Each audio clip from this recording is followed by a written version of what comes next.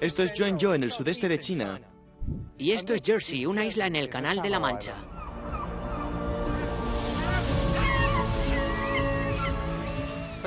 Durante siglos, Zhuangzhou ha sido uno de los mayores puertos de China, desde donde zarparon barcos Fu llevando té, seda y otros preciados cargamentos de China al resto del mundo. Descubriré el ilustre pasado de este navío.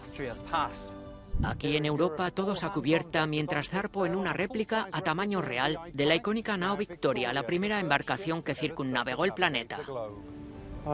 No estoy muy seguro de esto, el mar está revuelto. Bienvenidos a Crossing Cultures, acompáñenos a explorar los antiguos lazos que unen a China y Europa.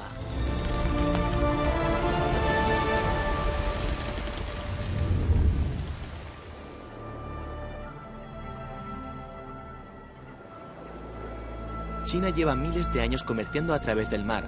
En la antigüedad, la ruta marítima de la seda era un enlace vital con el mundo exterior. Pero el transporte de mercancías, sobre todo de mercancías pesadas como la cerámica, podía suponer una tarea peligrosa. Para reducir el riesgo, los constructores navales chinos idearon una ingeniosa solución, el barco Fu.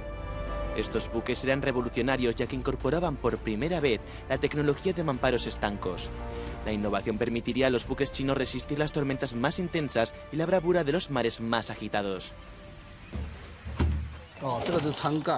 Esta es la tapa de la escotilla. Los mamparos dividen y refuerzan el casco. Hay tapones debajo de estos compartimentos estancos. El agua se dirige a este compartimento si hay una fuga en cualquiera de las otras secciones.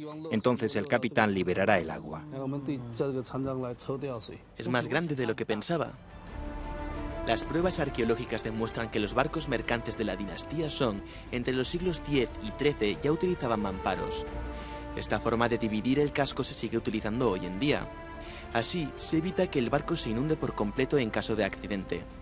Además, facilita el almacenamiento y, sobre todo, se evita que la carga se desplace.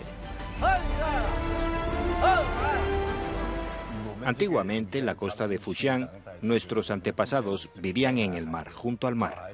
Básicamente, los barcos eran su medio de vida, por lo que estaban en constante evolución, desde las primeras balsas y canoas hasta los barcos Fu, diseñados para realizar largas travesías.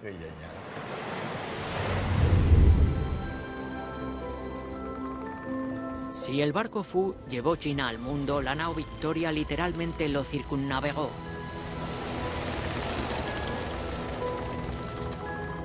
En 1519, el explorador portugués Fernando de Magallanes se embarcó en el que posiblemente haya sido el mayor viaje por mar jamás emprendido. Zarpó de Sevilla en una flota de 5 navíos.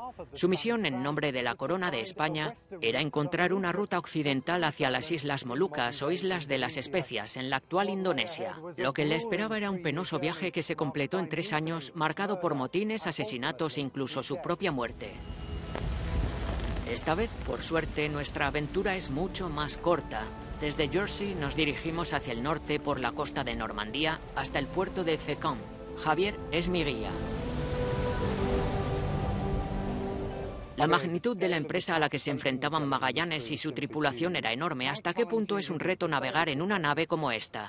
Sigue siendo difícil maniobrar incluso hoy día con motor. Entonces dependían exclusivamente del viento, que solamente hacía posible esto cuando soplaba por la popa o cerca de ella.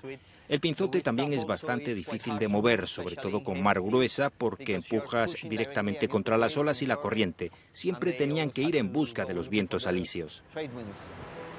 Antes de cruzar el Atlántico y entrar en el Pacífico, el comandante portugués ya había reprimido brutalmente un motín. Apenas era una muestra del horror que le esperaba. Navegando por el vasto océano Pacífico, la hambruna y el escorbuto se apoderaron de los marineros. La expedición no tocó tierra hasta pasados casi 100 días. Es difícil imaginar cómo era realmente la vida en la nao hace 5 siglos, pero podemos decir que estaba llena de peligros. ¿Cómo lo estoy haciendo? Lo estás haciendo bien.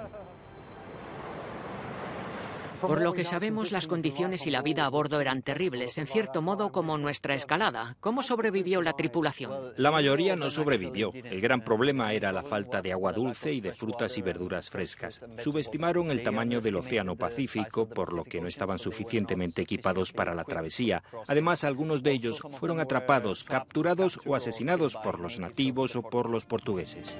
Finalmente, la expedición llegó a Filipinas, pero tras reclamar la nueva tierra para España, Magallanes murió en una batalla contra tribus locales. Los supervivientes, liderados por el vasco Juan Sebastián Elcano, siguieron adelante. Navegaron solos en la nao Victoria por el Océano Índico y rodearon el Cabo de Buena Esperanza de vuelta a España tras cargar especias por el camino. La historia parece haber pasado por alto a Elcano, pero en realidad fue él quien circunnavegó la Tierra, ¿no? Sí, es curioso porque ni siquiera era capitán al principio de la expedición y participó en un motín contra Magallanes. Luego le ascendieron al disminuir la tripulación. ¿Cómo cambió el mundo esta expedición y esta nao en concreto? Descubrieron el Océano Pacífico para el mundo occidental. Trajeron nuevas especias, mercancías y alimentos desconocidos. Establecieron rutas comerciales muy importantes y por primera vez fuimos conscientes del tamaño real de la Tierra. Fue un descubrimiento extraordinario. De unos 250 hombres que zarparon en un principio, solamente regresaron 18 en la nao Victoria, la única embarcación que quedaba. Pero habían demostrado que nuestro mundo era uno, sentando las bases del globalismo.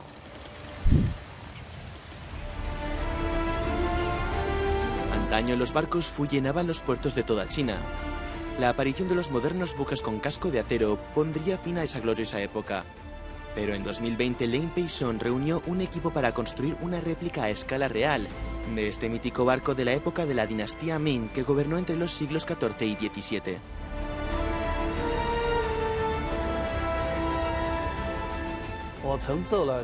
Soy marinero desde hace 9 años. Heredé la técnica de crear mamparos estancos. Para quienes vivimos en el mar, los barcos Fu son nuestro hogar. Mi sueño es navegar por la ruta marítima de la seda con un barco Fu. Hoy en día los barcos Fu son más conocidos por las maquetas que se hacen de ellos. Sang Woji es un maestro de este antiguo y extraño oficio. Sobre el nombre barco Fu, ¿se debe a que se fabricaron en Fujian? En parte sí. Además, el carácter chino Fu en Fujian significa buena suerte. De ahí el nombre. Por ahora me despido desde la cubierta de este barco de madera. Una imagen del pasado marítimo de Europa y China. Esto es todo en el presente episodio de Cruising Cultures. Gracias por su atención.